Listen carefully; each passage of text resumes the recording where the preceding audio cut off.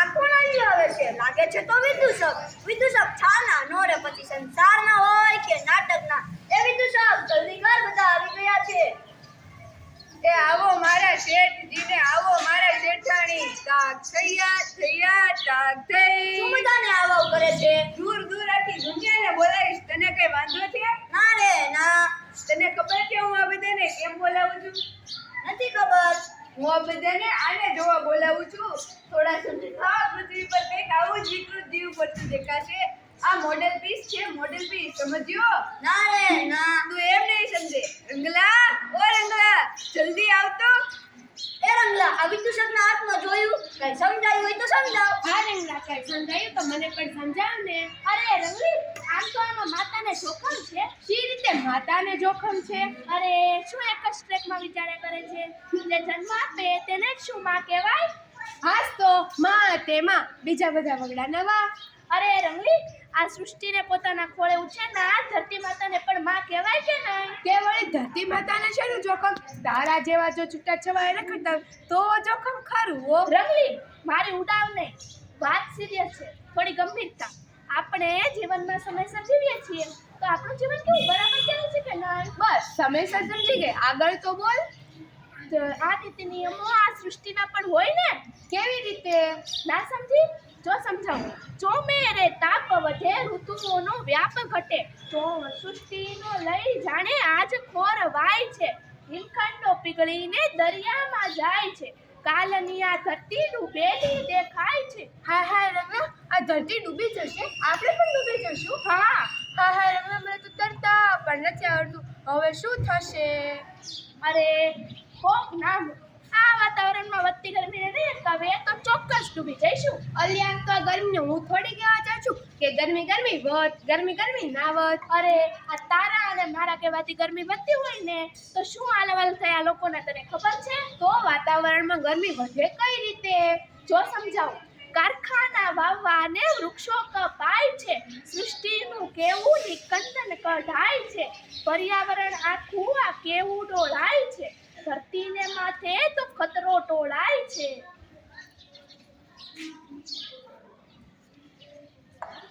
હાય હાય, શું કરે છે? કમલા, જમના આવો અને રોકો. હજી તો ખાધું, ઝાડ બાપુજી શું કરી લઈશું? એ તો ઘણું કરી શકે પણ હિંસા કરવી અમારા સંસ્કારમાં નથી. લાલચુ માણસ બે પૈસા માટે થઈને પર્યાવરણનું નિકંદન કરવા નીકળ્યો છે. આખા જંગલના વૃક્ષો કાપીને ફેક્ટરી ઊભી કરવી છે. આને ઔદ્યોગિક વિકાસના નામે. ઔદ્યોગિક વિકાસ નહીં, પ્રદૂષણનો વિકાસ. બોલ, પ્રદૂષણનો વિકાસ. પત્યું. હવે જે કરવું એ કરો. ઝાડનો બાપુ તો શું કરું? અરે તને ખબર છે એક ઝાડને ઉગતા કેટલો સમય લાગે છે અને ઘટાદાર બને પછી પર્યાવરણનું રક્ષણ કરવાને લાયક બને છે? એમ અમને તો ખબર જ નથી. જા હવે. વૃક્ષો છે ને વાતાવરણમાં વરસાદ લાવે. જો વૃક્ષો જ નહીં હોય તો વાતાવરણમાં વરસાદ આવશે ક્યાંથી?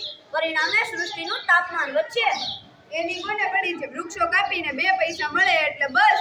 એટલે તને ખબર છે જે ઝાડ તું કાપે છે તેના પર કેટલા જીવ રહે છે, કેટલી ઔષધિ મળે છે? પણ આ બધું સમયસર સમજાય તો ને, નહીં તો ફિર પસ્તાય હોત કે જબ ચીડિયા ચુગ ગઈ ખેત. તમારી વાત સાચી છે. આ માનવજાત જે રીતે વધઘટ કરે છે તેમને રહેવા માટે જગ્યા જોઈએ અને જગ્યા માટે વૃક્ષો કાપવા પડે. હા, એ વાત સાચી હો.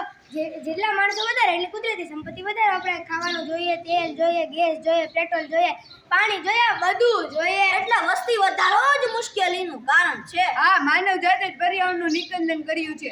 પૃથ્વીનું પેટાળ હોય કે વનસ્પતિ, ઓઝોન વાયુ, આ બધા પુનઃપ્રાપ્ય સંસાધન છે. ફરીને વાપરે તોય ના ખૂટે. એટલે વિચાર તો કરો, આ માનવ જાતિનો કેટલો દુરુપયોગ કર્યો છે કે હવે એ ખૂટવા લાગ્યા છે. હજી સમજો વાલા, વૃક્ષો બચાવો. જેણે તમને જીવન આપ્યું છું એનું જીવન છીનવીને તમે નગુણા બનશો. પોતાની માનવ જાતના દુશ્મન બનો છો, કઈ નહીં તો સ્વાર્થી બનો તોય શું? તમારી વાત સાચી છે. હવેથી હું 10 વૃક્ષ વાવીશ, પછી આ વૃક્ષને કુહાડી હટાડીશ. આ જોયું પર્યાવરણની શું હાલત થઈ છે? વૃક્ષો છે એ ધરતીનું ફેફસું છે, જે ઝેરી વાયુ શોષે છે અને પ્રાણવાયુ બહાર કાઢે છે. સમજી રંગલી? જે મેસી છે ને એ જ રીતે જે ગરમી શોષે છે અને ઠંડક આપે છે, અને એ જ રીતે આ સ્વાર્થી માનવજાત જે વૃક્ષો કાપીને પોતાના જ પગ પર કુહાડી મારે છે. પણ તારા એકલાથી શું થવાનું? બસ આ જ તકલીફ છે. તારા મારાથી શું થવાનું?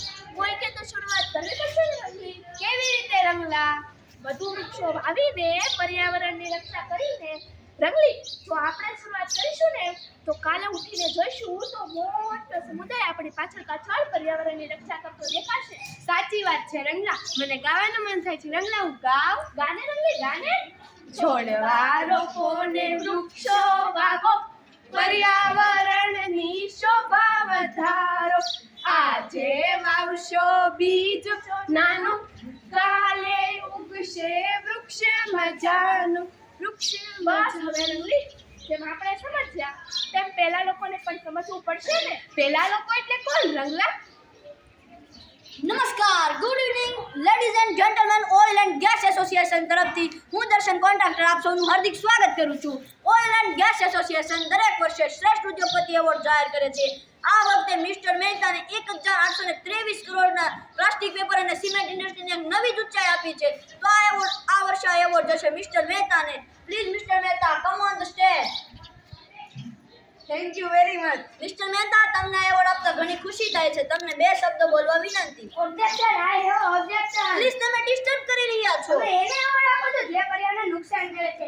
ઓઇલ, કેમિકલ, ફેક્ટરી વેચી આ બધું નદીના પાણીમાં જવા દઈને આ ઉદ્યોગપતિઓ પોતાને સ્માર્ટ માટે શું નથી કરતા? ઓ સર, પહેલા અમારા પ્રશ્નનો ખુલાસો કરો, પછી આ એવોર્ડ તેમને આપજો. 1 મિનિટ સર, તમારા બધાની વાત સાચી છે. ક્યાં પ્રદૂષણના જવાબદાર અમે ઉદ્યોગપતિ છીએ? શું આ મિક્સરની કોઈ જવાબદારી જ નથી? આપણે એક જ ઘરના કે એક જ સોસાયટીના નોકરીએ જતા હોઈએ છીએ ત્યારે અલગ અલગ વાહનો યુઝ કરીએ છીએ. પણ શું આપણે વાહનો શેર નથી કરી શકતા? આપણે લગ્ન પ્રસંગ હોય કે ઇન્ડિયા ક્રિકેટ મેચ જીતી હોય ત્યારે હજારો રૂપિયાના ફટાકડા ફોડી ધ્વનિ પ્રદૂષણ કરીએ છીએ. આપણા છોકરા થોડા મોટા થઈ જાય એટલે સાયકલની જગ્યાએ પેટ્રોલથી ચાલતા વાહનો હકાવે છે. જ્યારે આપણે શોપિંગ કરવા જાય ત્યારે ગાડીનું એન્જિન શરૂ રાખીએ છીએ, કારણ કે ઠંડક ના જવી જોઈએ. એવો પેટ્રોલનું જે થવું હોય તે થાય.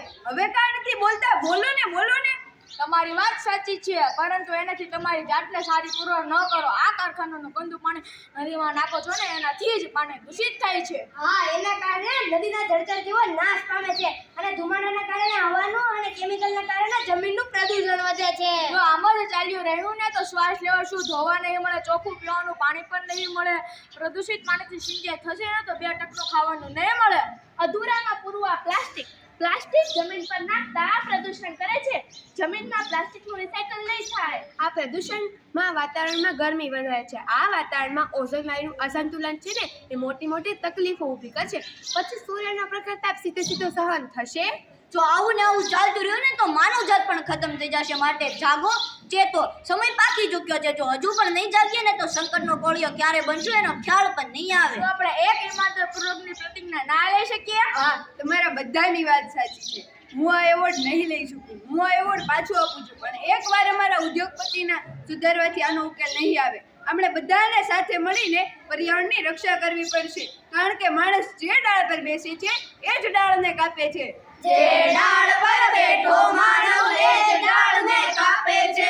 સૃષ્ટિને રંજાડી માનવ ભૌતિક સુખને માણે છે.